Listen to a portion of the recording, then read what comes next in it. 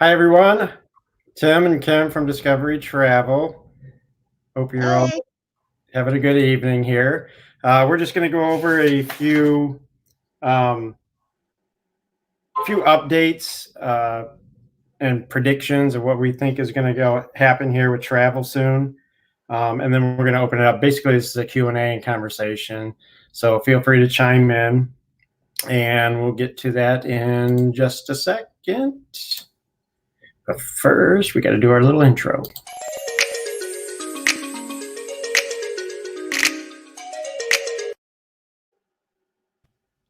And we're back.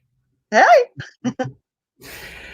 Okay, so everybody wants to know about what's going to happen in travel here. And first, we'll kind of answer this on where we are right now. Right now, we're pretty much where we were for the last 2 months at a standstill. Nothing's happening.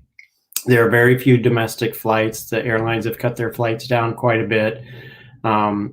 Most of what's happening is essential travel. There is a little bit of just personal travel. International flights are almost nothing. Cruise lines are completely stopped. Most hotels, especially resort type hotels, have shut down completely. So there's really no place to go. The states are basically shut down. Borders are closed. No domestic or no resorts opening in Mexico or Caribbean, so there's no place to go. Cruise ships are basically just floating out in sea with skeleton crews on them, just waiting for the okay to go ahead. So that's where we're at now. And so the question is, now that states are beginning to open up, when will travel actually start? Let me see here. So it really depends on how everything opens up. Give me just a second here. I gotta check something. We did hear today about Vegas trying to open up some things pretty soon around the 15th. They're going to have some tight regulations, 4 to 6 players at tables, every other gaming machine, lots and lots of cleaning, but they are going to try to get Vegas open here really soon. Yeah. Hi, Adam. Hi, Corey. Yeah, we can answer questions, Adam. Go ahead and just type them in and we'll get to them. Go ahead and take over just a second, Kim. Okay. And yeah, some of our domestic flights are still happening. Most of the airlines right now are going to require you to have a mask. And if you don't have your own personal one, they're going to give you one, or you're not going to be able to board a flight.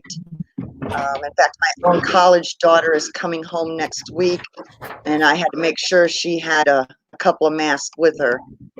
So yeah, so we're still flying, just still essential.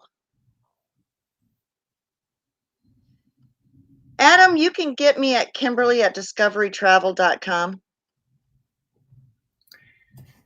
Okay, so yeah, everything's going to depend. Kim touched on Vegas. It's going to depend on how the states open up.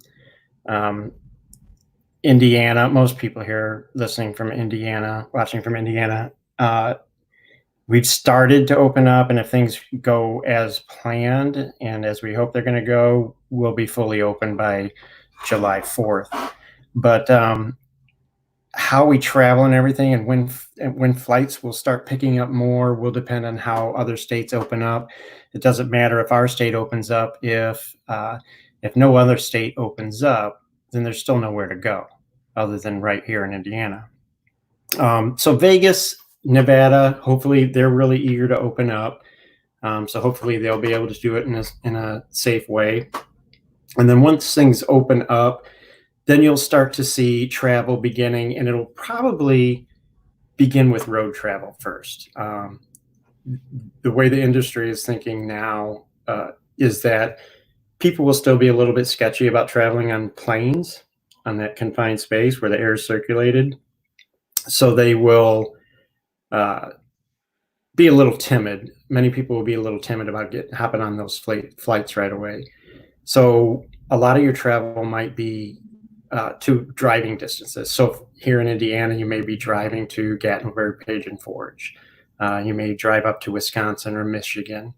So we think that as far as travel goes, leisure travel, it will start up with domestic road trips, kind of. And as people get comfortable with staying in hotels and feeling more comfortable with traveling in general, they will start flying more. And then you'll see some further flights. You might see some flights out to Anaheim in California or Texas or maybe even Orlando or Florida. Orlando might be a little touchy one because you have the theme parks there. And although Disney is planning on opening up Disney Springs in a phased process, the parks are not going to be opening up real soon here. So we're still waiting to hear on that. And then once people start getting comfortable with flying and doing domestic trips, then we'll start seeing a little bit more international travel. And when I say international travel, this is about Mexico and the Caribbean, because I don't think Europe or the rest of the world will open up as soon. Mexico and Europe they're eager. A lot of their economy depends on tourism, so they're eager to get going. And we've seen that resorts are planning on opening up starting June 1st. Now, how that plays out with the airlines, if the airlines begin flying by then, we have to see. So all these things have to work together and work out to where the airlines are flying to destinations that are open, to resorts that are open within those destinations. And if one of those isn't open, then the whole trip is kind of not going to happen. Yeah, it goes hand in hand with the cruises. So the cruise lines may be opening here in July and August, but we also need the airlines to be able to get us from here to those ports. So it's all going to be hand in hand and a little bit at a time before we're full on going where we want. Right. And then after people are comfortable then with traveling to Mexico, and once Europe opens up, then we'll see some traveling going on to Europe and the rest of the world. But it just depends on how these other countries are doing. We'll start out with the States, and as the States open up, then we'll move beyond to Mexico and the Caribbean, and then after that to the world. And like Kim touched on the cruises, I haven't mentioned the cruises yet myself, but they're kind of the wild card in this. And we have, like Kim said, many of them are planning on starting up in July and August. Royal Caribbean, as of this morning, is still planning on starting June 12th. Not sure if that's still going to happen, but we'll see. But one thing we're pretty confident that you'll see on the cruise lines is that they're going to start out with fewer ships. They're not going to sail their whole fleet. And on those ships, they will probably go less than 100% capacity. They may only go 50 or 75% capacity just to be able to maintain the social distancing. And then the itineraries may have to be changed. With those islands and those island destinations, island nations aren't open up to visitors yet, then they can't call on those ports of call. So what you may see is a lot more sea days and a lot more trips to their private islands. You may have 2, maybe even 3 stops to a private island, depending on that is what I am pretty certain on, is the private islands are going to be first before we're going to be able to open up all the other ports, just to make sure that, you know, everything's good to go. I'm with you on that. I believe it's going to be the private islands first. Mm-hmm. Okay, Kim, do you have anything else? No, we touched on those cruises. I'm pretty confident Alaska is a no-go for this year completely, because we have such a short window as it is.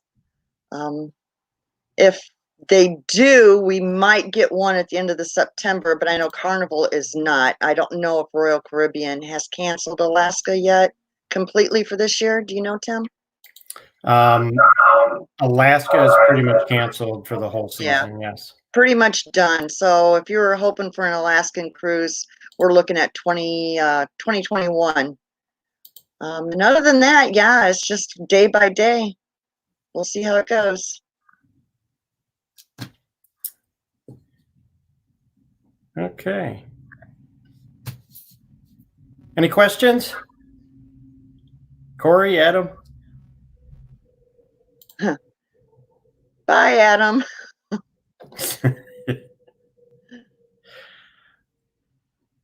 All right. I guess that's our short little update. And that will be All it. right. Thanks for watching.